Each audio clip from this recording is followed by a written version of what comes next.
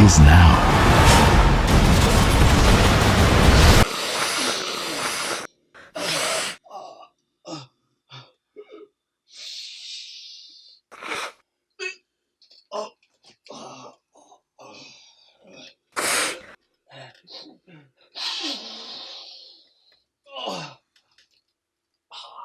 Oh, man, that's good. The Eponius Snyder Cut is out! And what do I, the former biggest hater of Zack Snyder, have to say about it? Look, I hated Man of Steel more than anything, and Sucker Punch was the worst movie I've ever seen, but I've turned a new leaf on Snyder. My eventual approval of Batman vs Superman was my catharsis. So understand, I liked Joss Whedon's cut of the 2017 Justice League. I know I'm alone in that. It was a guilty pleasure, so I know this cut of Snyder's, it was not made for me, and that's fine. I'm gonna give you my thoughts anyway, take that for what it's worth. So I gotta say, the Zack Snyder cut of Justice League left me nearly empty with the time I spent with it. At almost 4 hours in runtime, it is noticeably drawn out. The behemoth of an edit is 150 minutes too long.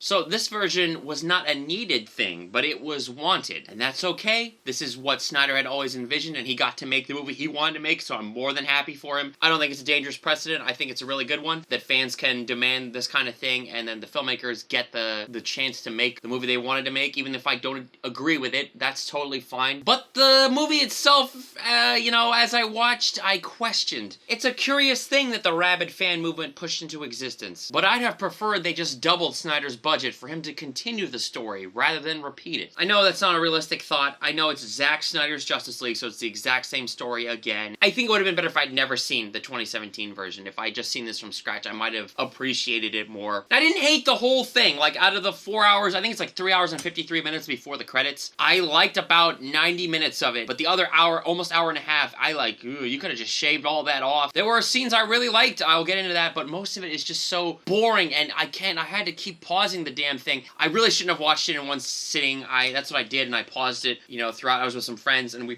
paused it at like the hour and 8 minutes, whenever the Flash came in, right before that. And then again, right before the 2 hour mark, and then again a little after the 2 hour mark, and then 3 hour mark, and it just was too much. Those title cards did nothing for me, but it would have given me a good chance, like little intermissions, for me to just pause it. I'm like, okay, I'll do this tomorrow, and I'll just take my notes of what I just saw, because I kept fucking forgetting. In the next 24 hours, 2,500 Americans will try cocaine for the first time. So there was so much happening, like boring stuff, but good stuff too. A lot of character moments, which is great. A lot of backstory that we didn't get before. Some of it's really, really good. Some of it's really fucking bad. But I liked Cyborg that was fleshed out more. That was cool. Some of the exposition and the dialogue, I mean... Give me the mother box. So keep track of how often the characters openly announce their intentions in the story. I'll give you a hint. It's every time. Snyder's back and unhinged, and off his leash into his staple slow-mos, and hyperbolic line deliveries to guys how weak the dialogue really is. Just like I'm coked out of my mind to guys how bad this review is.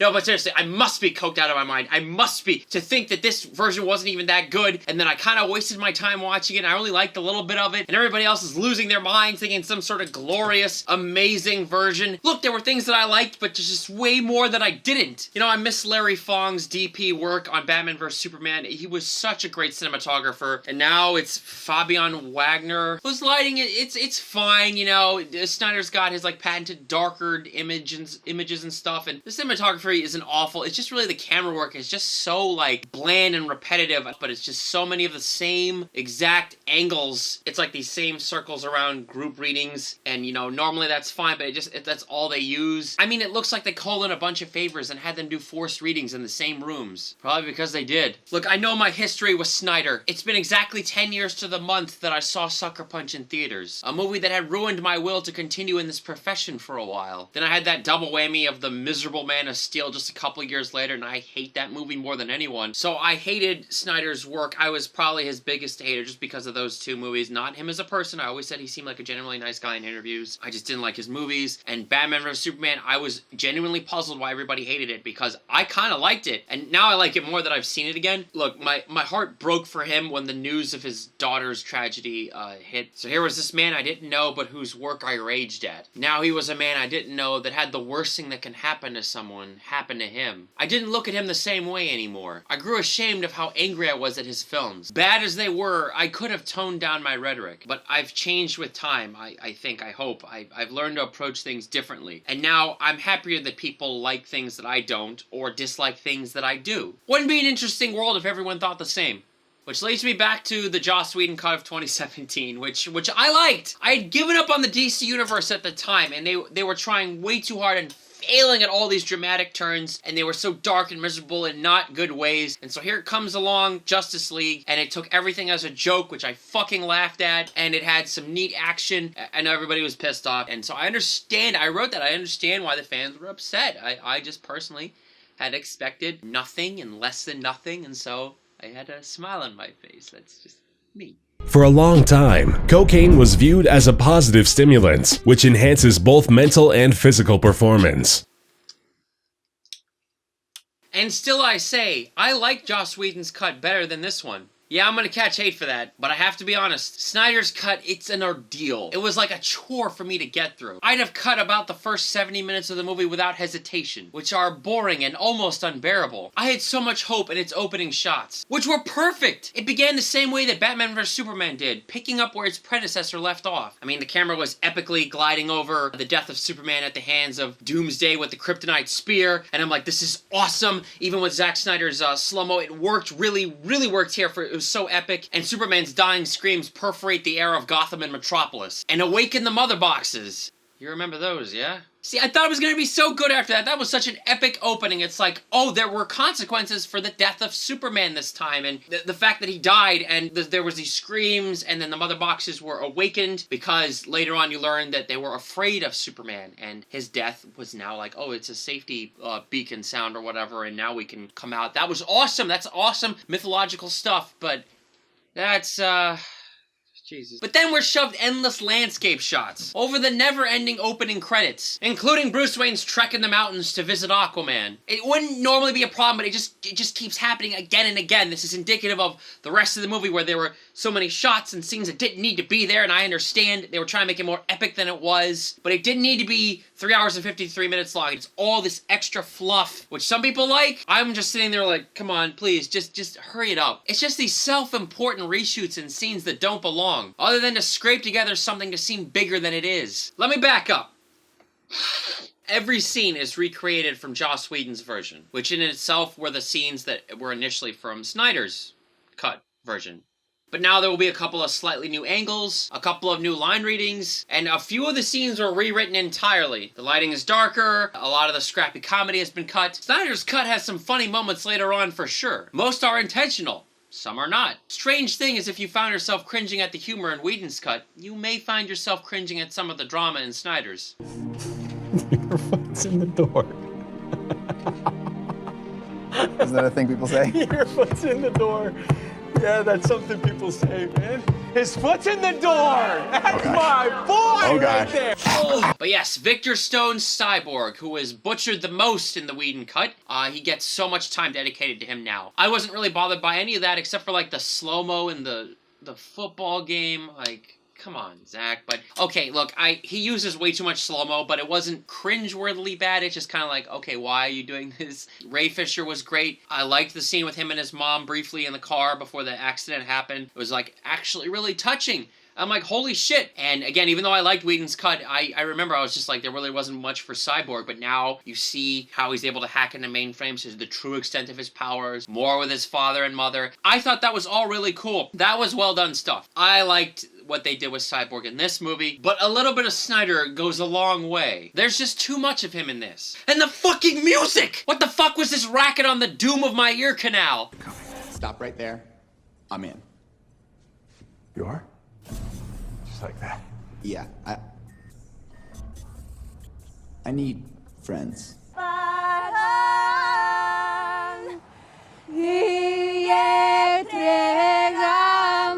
Stop. The music is a major detractor. It operates like white noise in the background and drove my brain into a dizzied state. Could also be in combination with the Diet Cokes and Monsters I downed to get through this. or the cocaine. I'm probably the only person, but I felt dizzy watching this movie. Did anybody else get that? The 4:3 ratio was not working out. I did not like that. That would have worked on an IMAX screen, but on the TV, I fucking hated that aspect ratio. I thought it was very poorly utilized, and my eyes were like, huh? And then the sounds of the music were just hurting me, so I was like dizzy watching it. And if the movie was good, I wouldn't be dizzy, or if it wasn't filmed this way, I wouldn't be dizzy. It's an artistic choice, I understand, but it was not working out for me. Other people seem to be loving it. I fucking didn't like it. Just cut the music out. If you can't do a good job with the music, just mute that fucking shit and cut it out. And the song choices by Snyder don't make sense. They will eat your ass like juju beans. Everybody's losing their mind over this cut, and it really just didn't do anything for me, so you see, I must be coked out of my mind. I'll shit on the music some more, but for a few iterations from Hans Zimmer's work from before, the new stuff is really bad, and Snyder picks songs not ironically, but to double down on things we are already feeling. Like the song when Aquaman is walking into the waves, or when Barry Allen saves that girl from the car crash. I don't get it. In general, Snyder does these things where he picks music that doesn't always work, and it just seems too on the nose, and I think these scenes drag on way too long. Again, this whole thing is way too long. Some cool shots of Aquaman in the water that were in those original trailers. I guess he's trying to epically set these guys up because he didn't get a chance to before. It's just 4 hours of this, and that's just I'm not really moved by this. Diana Prince once again stops a British terrorist from blowing up a museum. Was it a museum? This is one of the times where the slow-mo is actually okay. I like the initial shot of Wonder Woman seeing that first bullet go by, just the way that slow-mo is used. That was kind of cool. And the whole scene of her deflecting the bullets, I think this is one of the few scenes that was better than the original. I liked this action scene. A lot darker, more terrorist-y vibes. Snyder changing this part worked. This was one of the scenes that worked for me. The Mother Box origin story gets a deeper look this time around, but ends up being an embarrassing table read type of delivery by Gal Gadot. I mean, someone should have deleted all that talking. Holy shit, she was bad.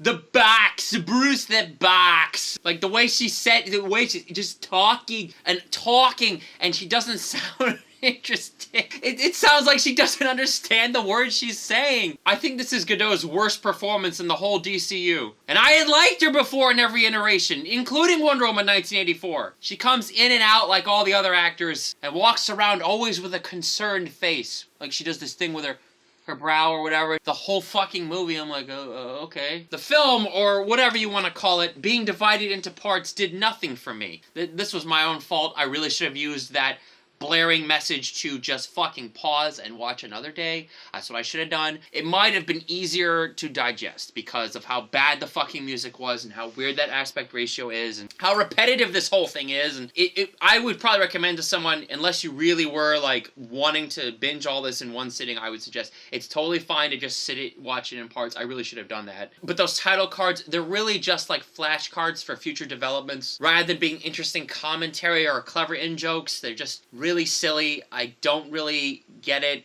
I guess they needed some kind of title. I mean, I guess one of the better ones was the Change Machines one. I liked them talking about the Change Machines. That was one of the few dialogue scenes I liked, was when Cyborg and all of them were deducing that the boxes adapt and they can do all these different things. They're Change Machines and they figure out how to revive Superman. I liked that scene, but wanting to cut that first 70 minutes, I really was not caring about anything until Flash showed up. That's where I gained a little intrigue. Ezra Miller is actually about the same as Barry Allen. Maybe a little better than he was before. He has a funny interview with a dog shop owner, and I like the way he burns his shoes to save that girl. The visuals of him breaking the glass with his finger are cool too. I mean, that was a really cool scene. I dig it. That's the kind of stuff I wanted to see more of. Them saving people in that kind of element. It's funny when he's like, resume, that was hilarious. Again, it goes on for too long and that music really doesn't work, but I liked him saving that girl. As weird as that scene was, nice visuals, good use of slow-mo, Snyder. See, this is like motivated slow-mo. And the dog barking in slow-mo when Barry first is introduced. I guess it's sort of like hinting at that he's the Flash, you know? I mean, okay, whatever. But these neat character moments are few and far between. Snyder spends long lengths of time on things we've already seen. and usually not for the better. Those same beats that include the Amazonians fighting off Steppenwolf from the box. And I'm sitting here wondering what arrows are gonna do to him. It just goes on and on and on and on. This is where I would have turned it off if I didn't have to finish things like I do, to have a fully realized opinion on things, because you gotta watch it all if you wanna, you know, criticize it or talk about it or like it or whatever. You have to find out things for yourself, but I would have turned it off right then and there if I had other things to do. but I was like, oh man, here we go. I like that scene better in the Justice cut because it was shorter. This one just goes on for way too long, and I get it, people prefer Snyder's lighting and visuals here, but it's just too much. Similar mistakes that Snyder has are these cringe pauses in action that put too much emphasis on a single irrelevant person's plight. The Amazonian that gets crushed by the horse. Check again, the painful ending of Man of Steel where thousands die, but so much time is spent saving a single reporter we don't care about. Cyborg's backstory includes a better explanation of how we can tap into any mainframe or computer. I think this was Snyder's way of showing more interest in everyday people, as Victor looks through cameras around the area and saves a woman from eviction. I liked that at least. But those mother boxes, which light up over and over. Superman's dying scream awoke in them because they were afraid of Superman, which is why they were quiet for thousands of years. Now that he's dead, they signal to Steppenwolf, who wants to collect all three to control the Earth and take away everyone's free will, to serve and appease Darkseid, who he also owes 50,000 worlds to. This is so fucking stupid. We'll get to Darkseid in a bit. Affleck conscripts the work of Arthur Curry, or at least tries to. More scenes here from the original trailers that were cut. And this script has Momoa say shit here. And later 2 random F-bombs are dropped. Fuck the world. I will fucking kill you. This ain't your mother's Justice League! It's rated R for a fucking axe to Darkseid's neck, a little bit of blood, beheading Steppenwolf, Momoa saying shit, Cyborg randomly saying fuck, and then Batman at the end saying, I'll fucking kill you to the Joker. More backstory of the boxes. It involves Nazis. And also is the source of power Victor's dad used to revive Cyborg from the car crash that killed his mother. Maybe they can use it to bring back Superman. The 3 boxes reside with the Atlanteans, the Amazonians, and the world of men. They fought each other, but in the past teamed up to beat Darkseid, who tried to conquer Earth before. You see, this is the kind of scenes that don't really do anything for me, and I'm left with so many questions. Isn't Darkseid supposed to be some ultimate villain of Superman? Why are arrows and swords holding him off? I mean, I guess it makes sense that it was Zeus and Ares and all these mythological gods with their superpowers, but it's Darkseid, and I'm supposed to fear this guy, and he's held off kind of easily by humanity, Atlanteans, Amazonians, all that. It's not really as epic as it wants to be, so why do I fear him? Why does Steppenwolf want his approval so badly? I'm just left with so many questions. Darkseid's just like an enigma to me, and I need to watch the Justice League show again, because that show was fucking amazing. I didn't finish it, but I watched a lot of it, and that incredible storytelling. But I'm just so perplexed because I believed more about Doomsday killing Superman with the Kryptonite Spear at the end of Batman vs Superman than I believe this. Why is Darkseid such a threat? I know there's the anti-life equation and stuff, but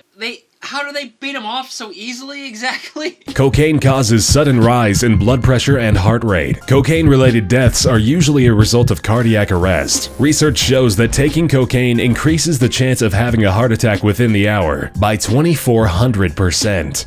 I'm just not so convinced on his visuals. I mean, I guess they did the best for what they had for the 70 million, but I don't like Darkseid's design very much. I think he looks kind of silly and kind of weak CGI. Even Steppenwolf doesn't look that great, but Steppenwolf looks better, I think, than Darkseid. Darkseid, I'm not buying it. I actually like the painting more that Gal Gadot finds of him in those ruins. He looks cooler and more menacing there, but when you actually see him in the movie, I'm just like, okay. I don't think there was enough there in the visuals. Maybe that's nitpicky. And also that mediator that Steppenwolf talks to. I mean, it's just, ugh. His voice isn't any better. It seems like the same effects have been copy-pasted from Steppenwolf onto him. And Steppenwolf, the voice actor, he sounds so much more blaring and harsher from the 2017 version. It actually was hurting my ears because he was talking so much. This is not one of those, like, you know, sparse villains. He's in the movie a lot, and he talks a lot, repeating the same fucking shit about the mother boxes, appeasing Darkseid, getting his approval, and the voice, it hurt.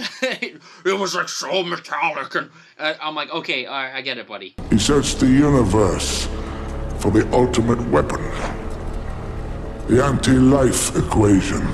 The key to controlling all life and all will throughout the multiverse. He found it, hidden on a primitive planet, but before he... And don't even get me started at those puppy dog eyes he gives the Mediator as he confesses his seeking approval of Darkseid. Can you cringe out loud? It was just like... Oh. It was like their attempt to humanize him. You can't do it. You can't be Attack on Titan where everybody was amazing. You just... It's futile. Batman is almost useless. He looks as goofy as he did in 2017. And not broody and bulky and cool and amazing like he did in Batman vs. Superman. I'll say again, Ben Affleck is the best Bruce Wayne and Batman we've ever had in Batman vs. Superman. That was fucking amazing performance. People don't give him enough credit, honestly. He is better than any other iteration of the character. Even in the 2017 Justice League, he was too goofy for his own good, but again, I was buying it because that movie was goofy. In this movie, it is not working out. He is too silly. Affleck's heart's not in it anymore. He can barely take on a single parademon one-on-one. And after some kicks and flips, he upgrades to his ultimate weapon, guns. My turn. The saving of those hostages is lame, and not as cool as it was before. More insane music that ruins everything. I really miss Danny Elfman's score from 2017. That music was so awesome, and this is just not good. It is really taking away from every scene it's in. That phony attempt all along to make it all angelic, and just have that singing woman spew dramatic opera into our lives.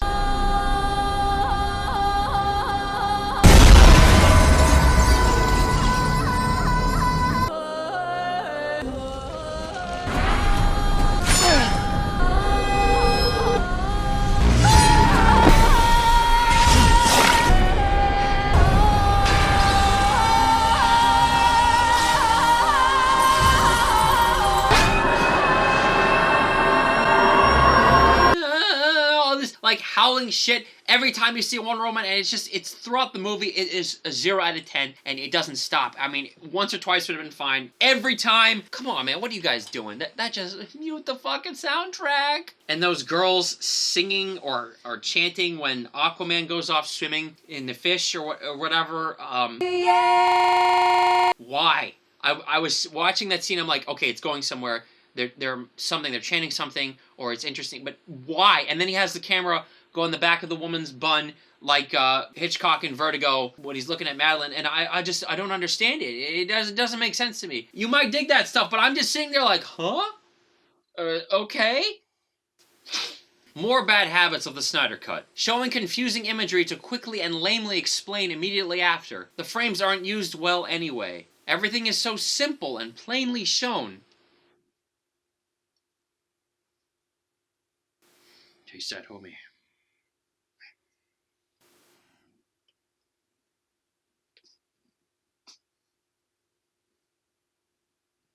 There were images that I liked, but I struggled to enjoy most of them. You know, Snyder's good at that, just getting that one picture that's really nice. I think Larry Fong was way better at it in Batman vs. Superman than this DP. Yeah, so I loved the original trailers for the Justice League cut. A lot of those scenes are not in that cut of the movie, and they're now in this cut of the movie, so I appreciated that. Like Cyborg saying you should probably move, and all his scenes of him walking with his, like, his alumni jacket. Consider the tomb of Diana's body. Then Darkseid killing Aquaman. Then Superman holding a dead Lois Lane, with Darkseid comforting him. This is a depressing montage. Haven't we had enough of this already? The nightmare sequence from Batman vs. Superman is again referenced here. And then teased in the most awkward epilogue I've seen in a long time. Why do this? Why even have Darkseid in this movie? Why tease people for shit they will never get to see? Now, I'm an idiot, so I promise you, I thought that Steppenwolf was going to succeed and open up that portal, and the Darkseid was going to come into the movie in the final act and fight Superman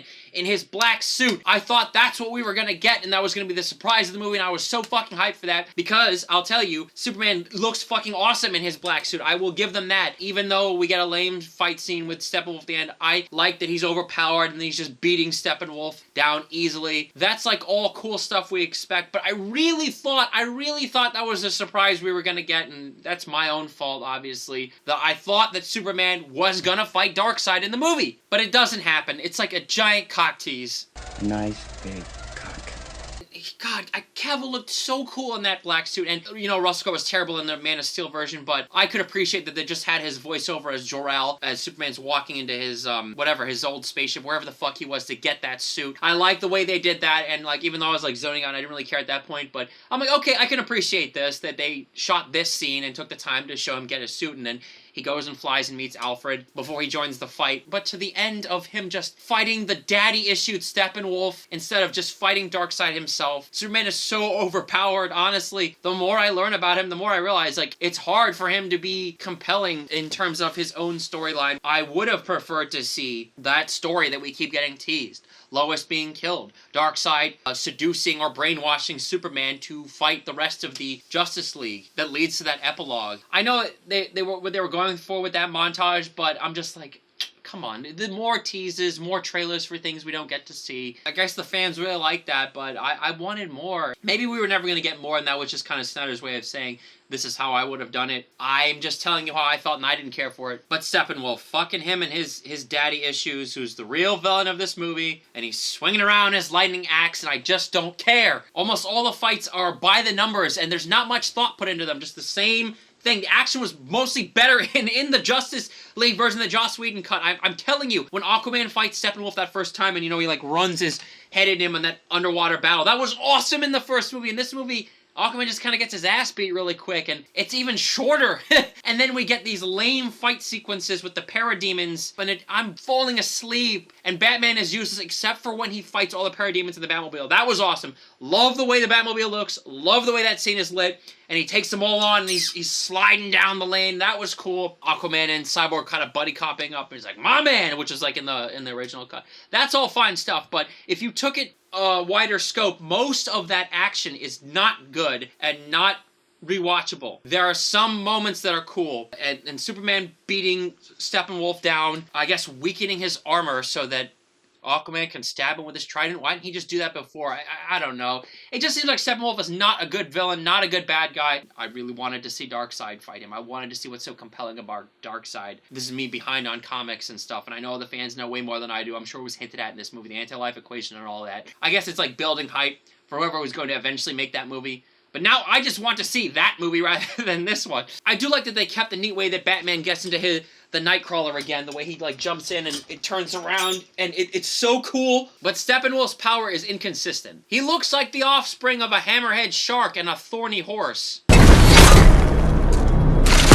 And look at how Alfred develops new gauntlets for Batman to super absorb energy, and it's only really used to deflect Superman's eye lasers. Where was any of this going? And I'm not expecting anything, but give me something, anything of value. I prefer the older cut because it's much shorter at least, and the music is way better, and I can sit through it without my head spinning. I'm going to keep warning you about this soundtrack. It really is not forgivable, save for a quick moment with the Flash turning back time. There was a nice electric guitar that had something, but then that too is lost with how long it goes on. This edition could have been 90 minutes and accomplished so much more. Maybe 2 hours or 2.5 hours. It just loses it in itself. They kept the grave digging scene, which I liked. They just changed the joke around, so it's okay. I liked it in the first movie, and I like it in this movie. I didn't mind. Superman's revival is played less effectively here. I had loved before when Flash jump-started the whole thing. Now it's just too serious for itself. And Cavill floats away and seems hidden from the focus for a while for no good reason. But they kept that great moment when Flash realizes Superman can see him while he runs. And for that, I am grateful. And also I think they threw in an additional scream from Flash, which was fucking hilarious. The way when Superman like punched it or threw him and Flash was like, oh! You know, like I think that wasn't in the original cut. I laughed out loud. That was awesome. Some of the few better moments in this cut involve the young girl who says to Diana, "Can I be like you someday?" And Ezra Miller and his resume.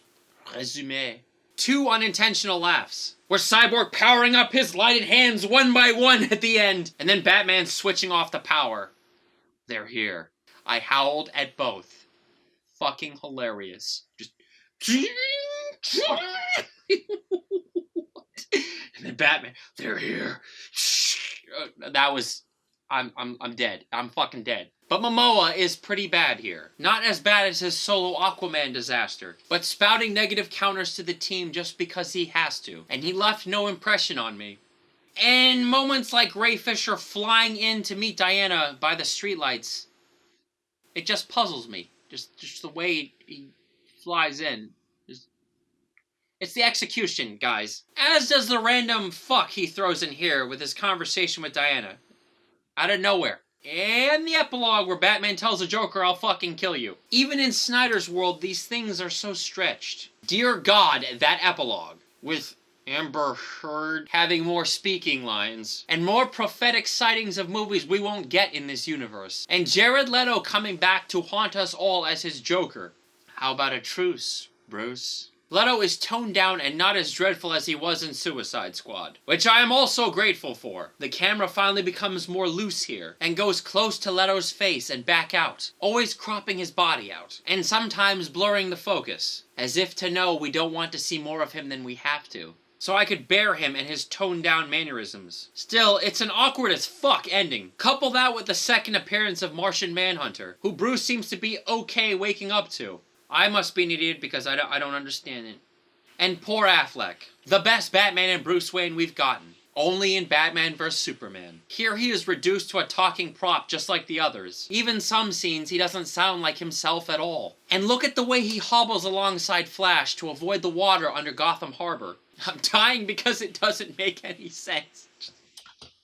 And the dumb cassette audio of Cyborg's dad professing his fatherly proudness. I could barely hear it, and what I heard didn't add anything other than to provide a voiceover for the cutting between ending scenes. Now I understand some people will like this version.